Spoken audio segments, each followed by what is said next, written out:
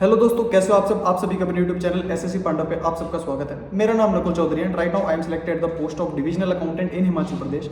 Season मेरा 2 बार qualify हुआ है। पहले मैं प्रिवेंटिव ऑफिसर की पोस्ट पे था और अब मैं डिविजनल अकाउंटेंट की पोस्ट पर हूँ। तो मैंने एक ये वीडियो सीरीज चलाई हुई है जिसके अंदर मैं ये बता रहा हूँ कि आपको चीज़ें पढ़नी कैसे हैं। हम सारे सब्जेक्ट्स को इसके अंदर कवर करेंगे। इंग्लिश के मैं 3-4 वीडियो डाल चुका हूँ, ठीक है। आप वो देख लेना, आपको जरूरी हेल्पफुल साबित होंगी वो, ठीक है, कि आपको चीज़ें पढ़नी कैसे हैं। अब मैं मैथ्स के ऊपर आया हूँ, ठीक है, कि कैलकुलेशन की एक वीडियो डाल चुका हूँ और आगे वीडियो सब डालता रहूँगा, ठीक है। अब आज जो हम बात करने वाले हैं वो एक बहुत इंपॉर्टेंट टॉपिक जो कि एडवांस मैथ्स, ठीक है। बच्चों का डाउट आ रहा है कि भैया एडवांस मैथ्स को पढ़े कैसे, पिछला हम भूल जाते हैं, उसको कैसे याद रखें, ठीक है, और आगे हम फॉर्मूलेज याद करें या ना करें, क्या करें, मतलब किन किन चीज़ों पर ध्यान रखें, उन चीज़ों के बारे में आज हम बात करने वाले हैं। वीडियो हमारी छोटी रहेगी, पॉइंट टू पॉइंट हम बात करेंगे, इधर उधर की बातें करेंगे नहीं, ठीक है। आप यहाँ से कुछ सीख के ही जाओगे। तो वीडियो हम स्टार्ट करते हैं। सबसे पहले भाई एडवांस मैथ्स असल में है क्या, ठीक है। मैथ्स के अंदर देखो 2 चीज़ें हैं, एरिथमेटिक है, एक एडवांस है। एरिथमेटिक के अंदर कुछ चैप्टर्स आते हैं, एडवांस के अंदर कुछ आते हैं। आप कोई भी बुक लेंगे उसके अंदर आपको पता चल जाएगा कि एडवांस मैथ्स के अंदर कौन कौन से चैप्टर इंक्लूडेड है। एक बार आपको एग्जांपल दे देता हूँ, जो कि है ट्रिग्नोमेट्री है, हमारा अलजेब्रा है, मेंसुरेशन है, ज्योमेट्री है, ठीक है।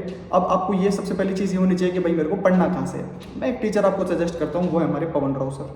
बहुत ही अच्छे टीचर है, सच बता रहा हूँ। वो अपना मदर्स, राजस्थान में कोई मदर्स करके उनका इंस्टीट्यूशन भी है, ठीक है, वहाँ भी पढ़ाते हैं वो। यूट्यूब पे सब कुछ अवेलेबल है, आप कहीं से पढ़ सकते हो। अगर आप कोर्स लेना चाहते हो कोर्स ले लो, अगर आप यूट्यूब से पढ़ना चाहते हो यूट्यूब से पढ़ लो, ठीक है। सारी की सारी प्लेलिस्ट अवेलेबल है। आप कोई भी चैप्टर डालना, आपको ट्रिगो पढ़ना है, लिखो ट्रिग्नोमेट्री बाय पवन राव सर। अलजेब्रा पढ़ना है, अलजेब्रा बाय पवन राव सर।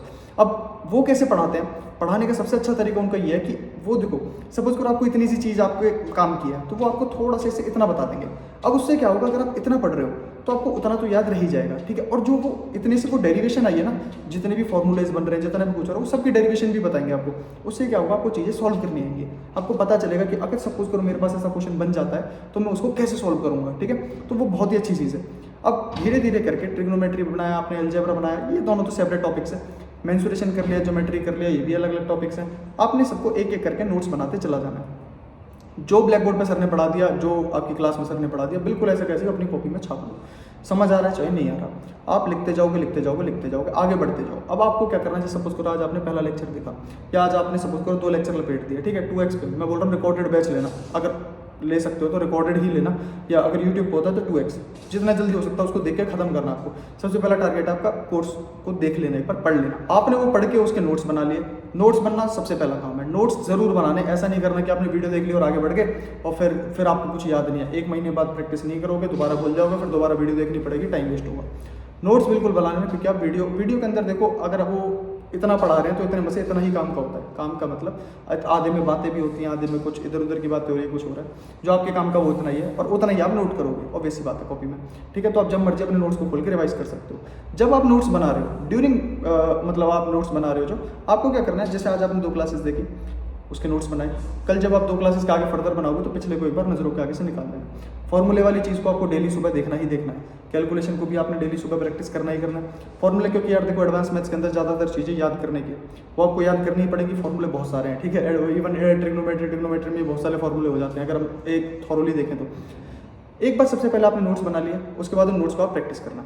अब नोट्स जब प्रैक्टिस हो जाए, फिर उसके बाद आपको पकड़नी है कोई बुक। वो बुक कोई भी हो सकती है, वो आपको प्रैक्टिस करने से मतलब है। अब आप जो लूप में फंस जाते हो ना, वो समस्या ये है कि आप क्या करोगे, आपने सपोज करो एक चैप्टर पढ़ दिया, अब आप बोलोगे भैया मैं भूल गया, ठीक है। अब मैं ट्रिग्नोमेट्री मैंने पढ़ ली पूरी, अब मेरे को याद नहीं है, अब मैं दोबारा से ट्रिग्नोमेट्री पढ़ूंगा, ठीक है। अलजेब्रा पे जाऊंगा नहीं, दोबारा ट्रिग्नोमेट्री पढ़ दिया, फिर एंड तक आओगे, फिर आप सोचोगे अरे यार शुरुआत का पढ़ा था वो तो मैं दोबारा भूल गया, फिर दोबारा से शुरू कर दोगे, तो आप इस लूप में फंसे ही रहोगे। आपको क्या करना है, ट्रिग्नोमेट्री को पढ़ दो, वो आपके सबकॉन्शियस माइंड में स्टोर हो चुकी है, आपको पता नहीं है। ट्रिग्नोमेट्री आपने पढ़ दिया, आप अलजेब्रा पे जाओगे, अलजेब्रा पढ़ते रहो, पिछले को डेली सुबह सुबह एक बार देखते रहो।